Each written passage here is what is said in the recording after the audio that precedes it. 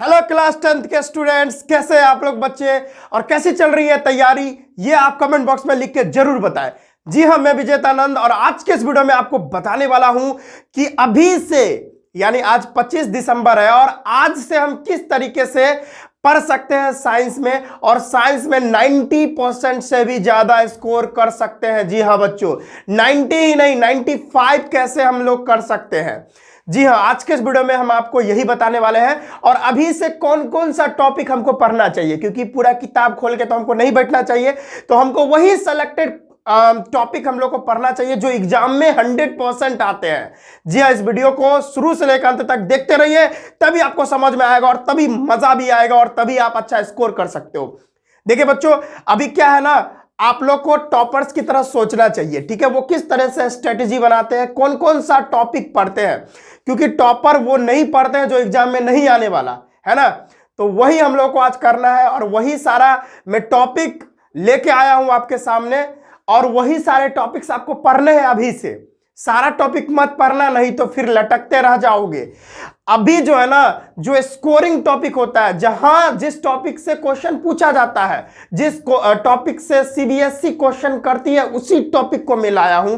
तो चलिए स्टार्ट करते हैं, ज्यादा समय नहीं लेंगे। तो देखिए, हम अभी केमिस्ट्री का कर रहे हैं, फिजिक्स बायोलॉजी का हम अगले वीडियो में देख लेंगे। ये हम लोगों का पार्ट 1 हो जाएगा। पार्ट 2 में हम फिजिक्स देखेंगे और पार्ट 3 में बायोलॉजी देखेंगे। इस तरह से मेरा पूरा साइंस कंप्लीट हो जाएगा। तो देखिए क्या हम लोग को करना है।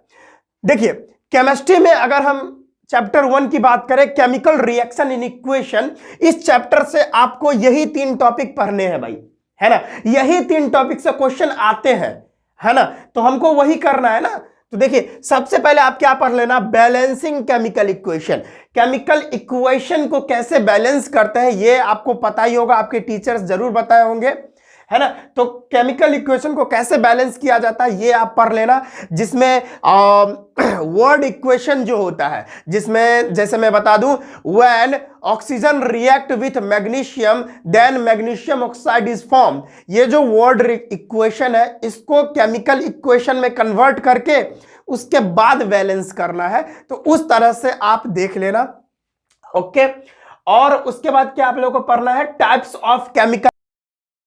देखिए, अभी हम लोग के पास उतना समय नहीं है, तो हम लोग टाइप्स ऑफ केमिकल रिएक्शन बहुत प्रकार के होते हैं, जैसे combination reaction, decomposition reaction, displacement reaction, double displacement reaction, है ना, रेडॉक्स रिएक्शन। तो हम लोग को सारा नहीं पढ़ना है ना। हम लोग को कुछ ही ऐसे टाइप्स ऑफ केमिकल रिएक्शंस को हम लोग को पढ़ना है जो एग्जाम में आएगा, जहां से क्वेश्चन एराइज होते हैं बच्चों।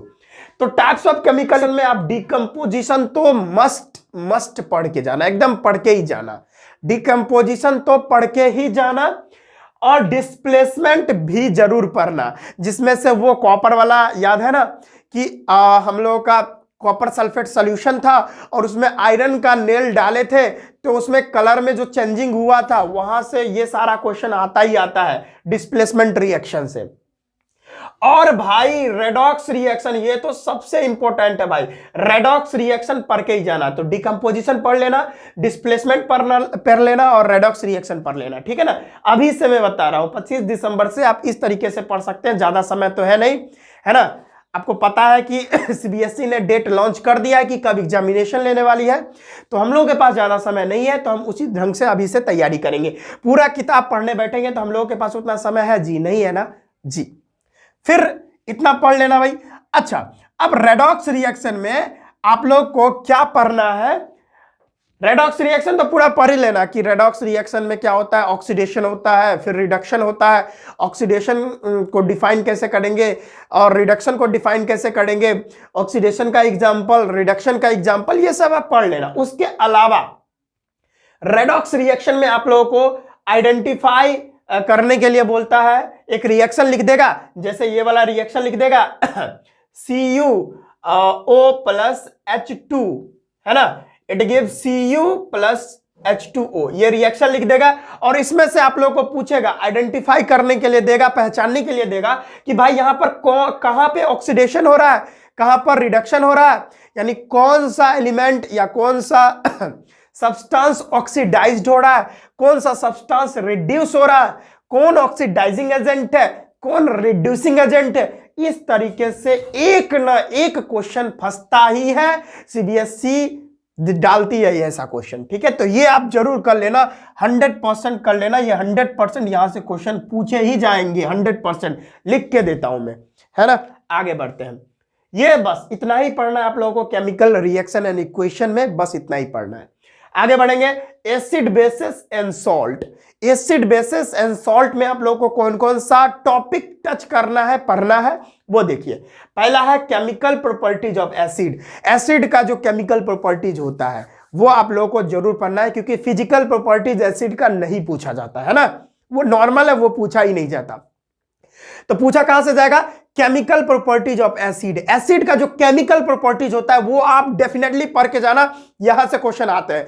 जैसे कि अगर एसिड का रिएक्शन कोई किसके साथ हो जाए भाई, अगर एसिड का रिएक्शन कोई मेटल कार्बोनेट के साथ हो जाए तो क्या वहां पर बनने वाला है। इस तरह से जरूर आप पढ़ के जाना भाई, ठीक है। तो chemical properties of acid, acid का केमिकल प्रॉपर्टीज डेफिनेटली पढ़ के जाना, यहां से क्वेश्चन आते ही आते हैं। और अगला बात, पीएच पढ़ के जाना भाई। पीएच क्या होता है, पोटेंशियल ऑफ हाइड्रोजन या पोटेंज ऑफ हाइड्रोजन। पीएच स्केल पढ़ के जाना। पीएच स्केल आप लोग को सर जरूर बताए होंगे, मैंने भी पढ़ा रखा है। तो पीएच स्केल भी पढ़ के जाना। पीएच वैल्यू यानी डिफरेंट सब्सटेंस का पीएच वैल्यू कितना होता है। जैसे मैं बात कर लूं, हमारा जो माउथ है ना, उसमें जो सलाइवा है उसका पीएच कितना होता है, हमारा जो बॉडी है वो कितने पीएच पर वर्क करता है, वो पीएच वैल्यू आप लोग को पता होना चाहिए। सेब जो होता है, सेब का पीएच वैल्यू कितना होता है। तो बहुत सारे चीजें हैं उसका पीएच वैल्यू। जैसे एसिड रेन होता है ना, यहां से क्वेश्चन आते हैं एसिड रेन से।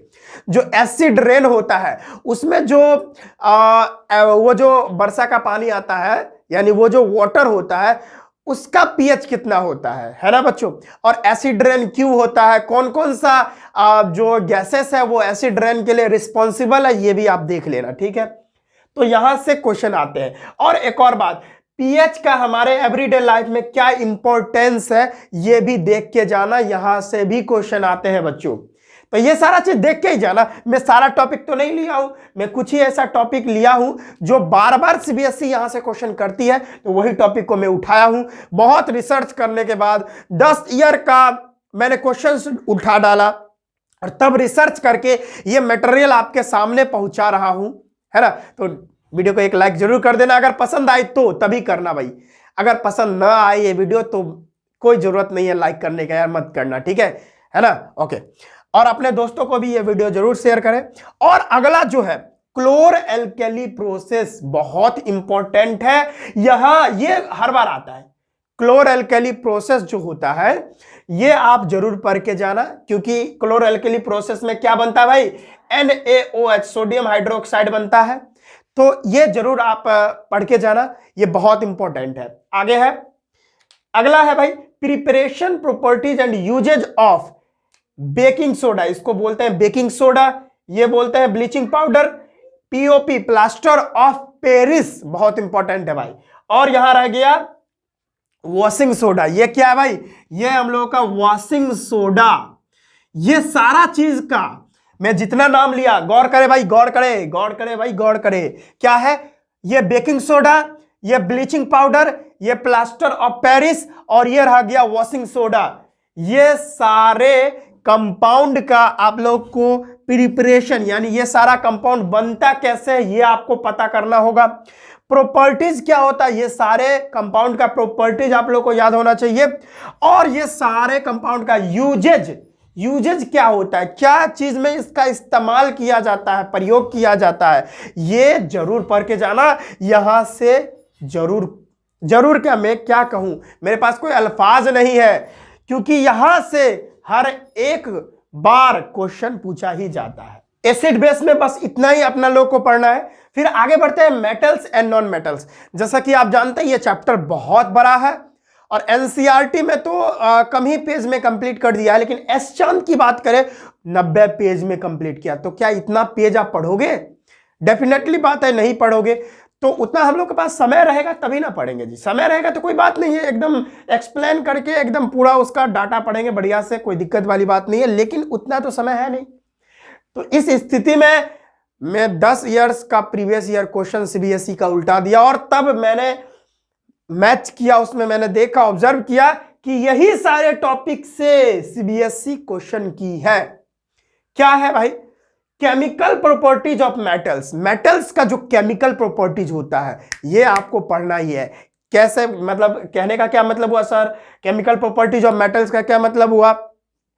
अगर मेटल का रिएक्शन ऑक्सीजन के साथ हो जाए, अगर मेटल का रिएक्शन वाटर के साथ हो जाए, अगर मेटल का रिएक्शन कोई एसिड के साथ हो जाए, है ना, अगर मेटल का रिएक्शन कोई बेस के साथ हो जाए, है ना, ये सारा बहुत इंपॉर्टेंट टॉपिक है और यहां से क्वेश्चन आते हैं। और एक मैं भूल गया, जैसे भूला क्या, इसी में हो गया, जैसे हम बात करेंगे अगर कोई मेटल का रिएक्शन ऑक्सीजन के साथ हो जाए तो वहां पर मेटल का ऑक्साइड बनता है। तो उसमें एक ऑक्साइड होता है जिसका नाम है एम्फोथेरिक ऑक्साइड। क्या नोट कीजिएगा? एम्फोथेरिक ऑक्साइड। यह भी बहुत इंपॉर्टेंट टॉपिक है, इसको भी आप जरूर देख के जाना। वैसा ऑक्साइड जो एसिड एंड बेस दोनों का कैरेक्टर शो करता है उसी को एम्फोथेरिक ऑक्साइड बोलते हैं। ये देख के जरूर जाना भाई, बहुत इंपॉर्टेंट है। आगे बढ़ते हैं। इलेक्ट्रॉन डॉट स्ट्रक्चर से भी सीबीएसई ने बहुत सारे सवाल पूछ रखे हैं और हमेशा से ही ये इलेक्ट्रॉन डॉट स्ट्रक्चर बहुत इंपॉर्टेंट टॉपिक बना है और बना है और बना ही रहेगा। बहुत इंपॉर्टेंट है, जिसमें आप लोग सारा मत पढ़ना, है ना। कुछ कुछ जैसे cyclopentane, S8, methane, propane, butane, है ना, तो इस CO2, O2, नाइट्रोजन का मॉलिक्यूल्स, ये सारे कुछ इंपॉर्टेंट इलेक्ट्रॉन डॉट स्ट्रक्चर होते हैं, जैसे कार्बन टेट्राक्लोराइड। तो ये सारे कुछ इंपॉर्टेंट इलेक्ट्रॉन डॉट स्ट्रक्चर है जो पूछ लिए जाते हैं सीबीएसई के द्वारा। सीबीएसई ने S8 का भी पूछ रखा है, साइक्लोपेंटेन, साइक्लोहेक्सेन, बेंजीन, ये सारे चीज का इलेक्ट्रॉन डॉट स्ट्रक्चर पूछ रखा है। तो आप इसका तैयारी जरूर करके जाना, बहुत इंपॉर्टेंट है, ठीक है। सारा इलेक्ट्रॉन डॉट स्ट्रक्चर आप मत बनाने लगना, मैंने जितना का नाम लिया है इतना का तैयारी कर लो भाई, काम बन जाएगा। आगे बढ़ते हैं। अब देखिए यहां से अगला है आयोनिक एंड कोवेलेंट कंपाउंड। यहां से भी क्वेश्चन आते हैं, जैसे ज्यादातर तो क्वेश्चन आयोनिक कंपाउंड से पूछ लिया जाता है। क्या आयोनिक कंपाउंड में पूछ लेगा आपको कि भाई आयोनिक कंपाउंड जो होता है सॉलिड स्टेट में ये इलेक्ट्रिसिटी कंडक्ट नहीं करता है, लेकिन जैसे ही आयोनिक कंपाउंड को मेल्ट कर दिया जाता है, मोल्टन स्टेट में आ जाता है जब आयोनिक कंपाउंड, तब वो इलेक्ट्रिसिटी का गुड कंडक्टर हो जाता है। ऐसा क्यों होता है ना। तो इस तरह का सवाल आयोनिक कंपाउंड से आ जाता है। और कोवेलेंट कंपाउंड से भी एक सवाल आया है सीबीएसई में, वो ऐसा सवाल था कि भाई covalent compound is bad conductor of electricity, why? Covalent compound जो होते हैं वो इलेक्ट्रिसिटी के बैड कंडक्टर क्यों होते हैं? तो ये सारा सवाल सीबीएसई में आ चुका है। तो ये सारे सवाल को आप तैयार करके जाए और अच्छे से आयोनिक एंड कोवेलेंट कंपाउंड ये जो टॉपिक है इसको आप पढ़ के जाए, है ना। चलिए आगे बढ़ते हैं। अगला है एक्सट्रैक्शन ऑफ मेटल। ये भी बहुत इंपॉर्टेंट है भाई, जिसमें कैल्सिनेशन और रोस्टिंग की बात की गई है, जिसमें आप लोग मेटल को कैसे एक्सट्रैक्ट किया जाता है उसके ओर से। ये जो प्रोसेस है बहुत बड़ा प्रोसेस है, आप लोग इसको देख के जाना, जिसमें सभी मेटल्स का एक्सट्रैक्शन आप मत देखना। कुछ ही ऐसे एलिमेंट्स है जैसे एल्युमिनियम का, कॉपर का, जिंक का, ये सारे कुछ ऐसे एलिमेंट्स है। ये सारे एलिमेंट्स का आप एक्सट्रैक्शन और से कैसे करते हैं ये देख के जाना, बहुत इंपॉर्टेंट है। इसमें से कोई एक आ जाता है ना।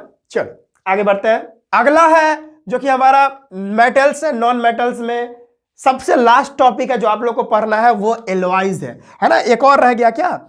अच्छा एक और मैं यहां पे लिख देता हूं और मैं ये ब्लैक मार्कर यूज कर लूंगा। एक जो बहुत इंपॉर्टेंट टॉपिक मैंने छोड़ दिया वो है क्रोजन। क्या है भाई? क्रोजन बहुत इंपॉर्टेंट है, ये बहुत इंपॉर्टेंट। तो आपको एलॉयज पढ़ के जाने हैं और क्रोजन, जैसे आयरन पर कैसे क्रोजन होता है, सिल्वर पर कैसे क्रोजन होता है, कॉपर पर कैसे क्रोजन होता है, ये सारा पढ़ के जाना। इसमें से एक दाग देगा सीबीएसई, देख लेना भाई, है ना। तो चलो ये सारा आप नोट कर लो। फिर हम अभी कार्बन एंड इट्स कंपाउंड का भी देख लेते हैं। और हम लोग जानते हैं भाई चैप्टर 5 तो हम लोग का रिड्यूस ही है, वो तो पूछने ही नहीं रहा है, तो कोई बात ही नहीं है, इसको नोट कर ले। तो चलिए अब हम लोग लास्ट चैप्टर यानी कार्बन एंड इट्स कंपाउंड का इंपॉर्टेंट टॉपिक देख रहे हैं। हम लोगों का पीरियोडिक क्लासिफिकेशन ऑफ एलिमेंट्स जो है वो रिड्यूस कर दिया गया है सीबीएसई के द्वारा। देखिए इसमें आपको सबसे पहले क्या पढ़ लेना है, why carbon make big compound. Carbon जो है बड़ा बड़ा कंपाउंड क्यों बनाता है, यानी डायरेक्ट आप बात कर लो तो वर्सटाइल नेचर ऑफ कार्बन की बात कर रहा है ना। तो आपको पता है ना कि कार्बन बड़े बड़े कंपाउंड क्यों बनाते हैं, ये आप जरूर पढ़ लेना। क्यों भाई, कैटिनेशन होता है ना, सेल्फ लिंकिंग वाला जो प्रॉपर्टीज होता है ना, टेट्रावैलेंसी के कारण, पॉलीमराइजेशन के कारण, ये सभी चीजों के कारण कार्बन बड़ा बड़ा कंपाउंड बनाता है। तो ये टॉपिक को आप जरूर पढ़ लेना। आगे है वाइटल फोर्स थ्योरी, ये भी पढ़ लेना जो कि बहुत इंपॉर्टेंट है। समझ में आया ना। चलिए वोलर के द्वारा दिया गया था, मतलब बर्जेलियस के द्वारा दिया गया था, लेकिन वोलर जो है इसको खारिज कर दिए थे। अब अगला है आईयूपीएसी नोमेनक्लेचर, ये बहुत इंपॉर्टेंट है और ये आप जरूर करके जाना, 100% करके जाना, है ना। आईयूपीएसी नोमेनक्लेचर में आप लोग एल्केन, एल्कीन, एल्काइन, ये तो पढ़ के ही जाना। और एल्केन में आप जो है ना ब्रांच्ड वाला जो होता है, एल्केन में आप ब्रांच्ड वाला जो होता है स्ट्रक्चर, इस तरीके से कार्बन कार्बन कार्बन, ऊपर में कार्बन, यहां पे कार्बन, इस तरीके से, फिर कार्बन कार्बन कार्बन, और नीचे से जो लटकता हुआ रहता है कार्बन। इस तरह का जो नोमेनक्लेचर होगा, इस तरह का जो कंपाउंड होगा, इसका नोमेनक्लेचर जरूर पढ़ के जाना, इसी में से क्वेश्चन आते हैं बच्चों। ओके आगे बढ़ते हैं। किसका कॉल आ गया? अगला जो है होमोलॉगस सीरीज आपको जरूर करके जाना है, बहुत इंपॉर्टेंट है। होमोलॉगस सीरीज करके ही जाना भाई, ठीक है ना। जैसे मैं यहाँ पर होमोलॉगस सीरीज जो है किन किन होमोलॉगस सीरीज में आपको पता होना चाहिए कि हर एक कंजुगेटिव मेंबर का जो कंपाउंड होता है उसमें CH2 मॉलिक्यूल्स का डिफरेंस होता है, उसका जो एटॉमिक मास होता है उसमें 14 यूनिट का डिफरेंस होता है। तो ये सारा चीज करके जाना। और क्या होता है कि होमोलॉगस सीरीज में जितने सारे कंपाउंड होते हैं उनका फिजिकल प्रॉपर्टीज सेम होता है कि केमिकल प्रॉपर्टीज सेम होता है, ये क्वेश्चन आ चुका है, तो ये करके ही जाना भाई। आगे है chemical properties of carbon compound. Carbon compound का जो केमिकल प्रॉपर्टीज होता है, जैसे addition reaction, substitution reaction, combustion reaction, ये सारा करके जाना। और इथेनॉल हो गया, है ना, एसिटिक एसिड हो गया, ये सारा जो है जिसको इथेनोइक एसिड बोलते हैं, ये सारा का रिएक्शन आप लोग करके जाना, बहुत इंपॉर्टेंट है, ये करके जाना भाई, है ना। अब जैसे अगला है हाइड्रोजिनेशन, आपको पता होना चाहिए क्या भाई। ये देखो भाई, ये रहा डबल बॉन्ड, इधर हाइड्रोजन हाइड्रोजन, ये इधर हाइड्रोजन इधर हाइड्रोजन, और यहां पर हाइड्रोजन ऐड करके कुछ हमने क्या किया, कुछ टेम्परेचर रख लिया और कुछ निकल दे दिए या पीडी दे दिए और कुछ स्पेसिफिक मतलब टेम्परेचर दे दिए, तब जाके ये जो हमारा किस में बन गया, ये हमारा एल्केन में बन गया। इस तरीके से हाइड्रोजन हाइड्रोजन, इस तरह से आप कर लेना, इस तरह का भी क्वेश्चन आता है। समझ में आया? इस तरह का क्वेश्चन 100% आता है, तो ये करके ही जाना, बहुत इंपॉर्टेंट है। समझ में आया? चलो भाई ठीक है, तो ये करके जाना, समझ में आया? Very good very good very good. आगे बढ़ते हैं। इसको हाइड्रोजिनेशन, फिर एस्पोनिफिकेशन, साबुन बनाने की जो प्रक्रिया होती है ना, सोप बनाने की जो प्रक्रिया होती है, वो देख के जाना, उसका रिएक्शन भी देख लेना, बहुत इंपॉर्टेंट है। आगे है क्लीनिंग एक्शन ऑफ सोप, है ना। सोप जो है कैसे क्लीन करता है गंदगी को, वो उसका जो क्लीनिंग एक्शन है, ये भी करके जाना, बहुत इंपॉर्टेंट है। ये सारा टॉपिक कर लेना, ये सारा टॉपिक, कोई सा टॉपिक मत छोड़ना, बहुत इंपॉर्टेंट है। हालांकि ये चैप्टर बहुत लंबा था, लेकिन यही सारे टॉपिक से सवाल किए जाते हैं सीबीएसई के द्वारा, तो ये सारे टॉपिक आप जरूर पढ़ के जाना। नोट करना है तो कर लीजिए, चलिए कर लीजिए। तो चलिए, आपने इसको नोट कर लिए होंगे या स्क्रीनशॉट कर लिए होंगे। ये हमारा वीडियो नंबर 1 है, #1 इसको मान सकते हैं। अगले वीडियो में हम लोग फिजिक्स का इंपॉर्टेंट टॉपिक लेके आएंगे, जिसमें से आपको हम बताएंगे कि कौन कौन सा टॉपिक आपको पढ़ना है और कौन कौन सा टॉपिक नहीं पढ़ना। ठीक है, तो ये सारा टॉपिक जो हमने बताया वो केमिस्ट्री का था। अगले हम वीडियो में हम लोग फिजिक्स का लेके आएंगे और उसके अगले वीडियो में हम लोग बायोलॉजी का लेके आएंगे। ठीक है, तो आज के इस वीडियो में बस हम इतना ही रखते हैं। उम्मीद करते हैं कि आप तैयारी बहुत अच्छे से कर रहे होंगे और अभी तक सीरियस नहीं हुए हैं एग्जाम को लेकर, तो अब सीरियस कब होइएगा, अब सीरियस हो जाइए। अभी भी आप 1 महीने में बहुत कुछ कर सकते हैं और अच्छा मार्क्स स्कोर कर सकते हैं। 90% तक स्कोर किया जा सकता है, तो आप लोग हिम्मत मत हारें और मेहनत करें अच्छे से। हम लोगों का आशीर्वाद आपके साथ है। तो आज के इस वीडियो में बस इतना ही। हम मिलते हैं नेक्स्ट वीडियो में, तब तक के लिए जय हिंद, वंदे मातरम, राधे राधे, जय श्री राम।